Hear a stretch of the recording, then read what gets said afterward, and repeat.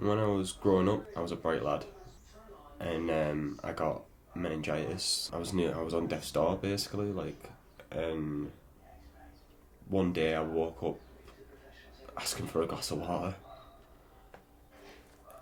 because I'd been out of consciousness, and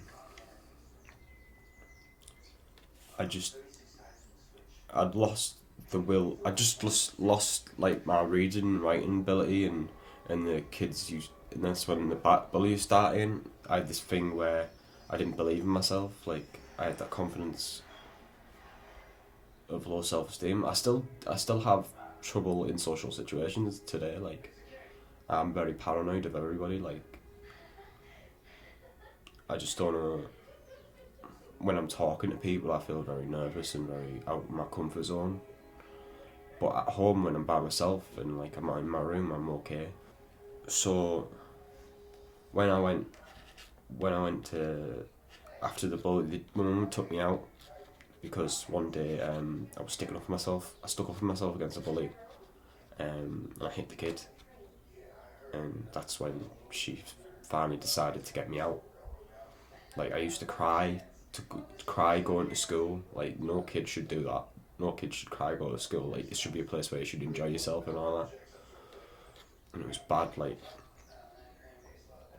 it was awful. And then I went to another school, yeah. And then the bullying continued there. Like I just felt like it wasn't gonna ever go away. Like, and that's when I tried to commit suicide. My mum found me, thankfully, and that was hard for me because I got to that point where I just didn't want to be here anymore.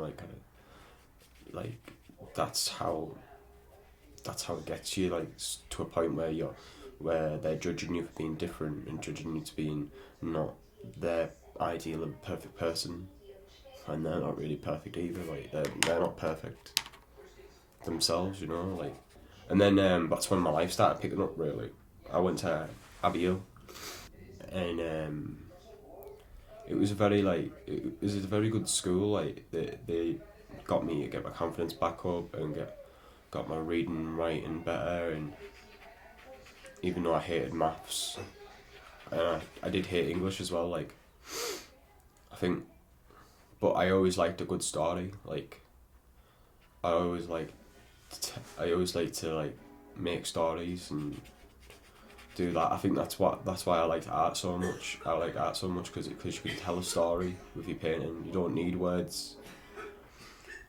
to it's just a moment when you're looking at a painting or a sculpture or an installation. Looking at it, you're in that perfect moment.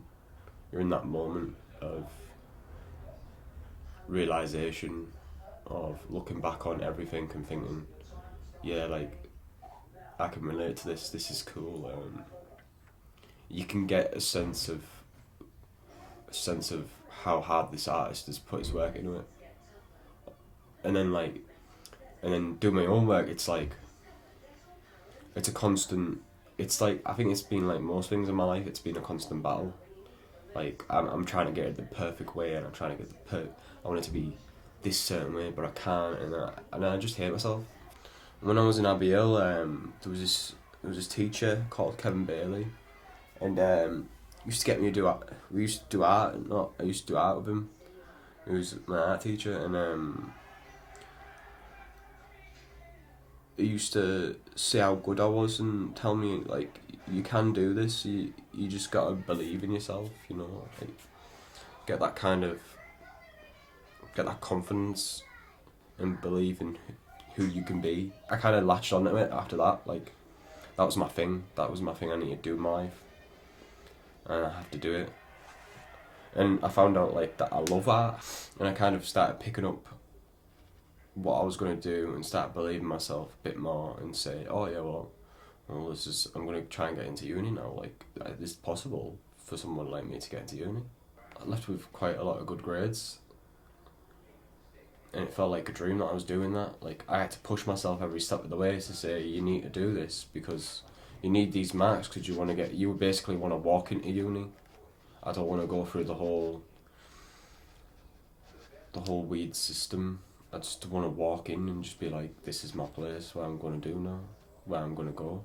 I kind of knew I had mental health. I had bipolar, like, I always knew, like, I kind of knew I had something like that my whole entire life. I always felt, because there must be a reason why I feel the way I do all the time, like, whether there'll be days where there'll be days where I'm, like, really happy and really hyper and all over the place, and then there's other times I'm just, like, dead, I'm just like a zombie, and it gets you like that, and it's terrible, like, be in that kind of state, and then you feel like nobody cares,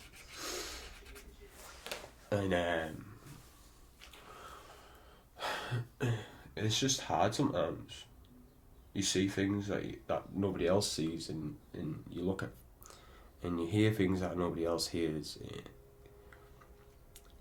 and nobody can kind of understand that, but you. And you try to tell people, like, the people do listen, like my mum, Dr. Senna and David, but you just, like, you want to tell everybody, like, you want to tell people, like, oh, I felt like shit today, like, because you think, oh, they're nice people, they seem like nice people, they don't, you know what I mean, but, like, there's lots of stigmatism there. And then at the age of 17 I started losing weight. I didn't eat that much, and I was fine with that. Like, I saw myself, like, better, like, getting better. I felt like I was in that kind of false sense of state where I felt like I was amazing, I looked amazing and all that stuff, but I was kidding myself. And then it got to a point where they had to take me to the doctors, and they said to me, oh, well, if you continue the way you are, you're gonna like last about 6 months. You're gonna live till 6 months. Like, I still thought that was a bit. When I heard it, I thought it was a bit of a lie. It was a bit, because I just thought it was, like, I thought everybody was lying to me and just saying I'm not. I thought just some people were jealous of me, like, when they used to say this stuff. Like, I was just felt like that because I was doing something in my life that I felt was positive, but at the same time it wasn't positive. I want to teach everyone that just because you've got mental health, that you can actually do something with your life. You just gotta keep on plodding on and just, like, keep doing what you love the most. Don't be scared. Like, you shouldn't be scared, like, or you shouldn't be confused about it. Just know, like, it is a part of your life. It is a thing that's there. And there's times that it is scary, and there's times where you just don't feel like much in your life. You don't feel like much. You feel worthless. But that people need, but you need to realise is you will have them days where you have good days and you'll get through it, and you need to, like, kind of put yourself into something. You need to keep your mind always on the ball, like, and it's hard. It's really hard. Like, there's nights I've had sleepless nights, and I couldn't get to sleep because all my mind was going over and over.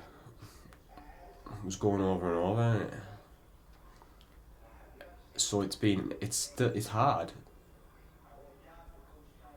but there's always someone there, and there's always something there for you to do, or to talk to, or just believe in yourself, like, that you can do all these things, and don't let anybody ever say anything bad about you, like, about put you down. Don't let anybody put you down. Don't let them get to you, like, it's just common sense, really. Like those things are the things that I've been taught my whole life to do, and now it's only about time that I've started listening. But for me, like, I think you just gotta have that kind of like stubbornness towards life. You've got to kind of not give up, no matter how hard it gets. Like, you just gotta be really, really stubborn and really not like, don't give up. You can't give up, because there's things that are worth fighting for. There's always something worth fighting for, because you've only ever got one life, and you need to use that life.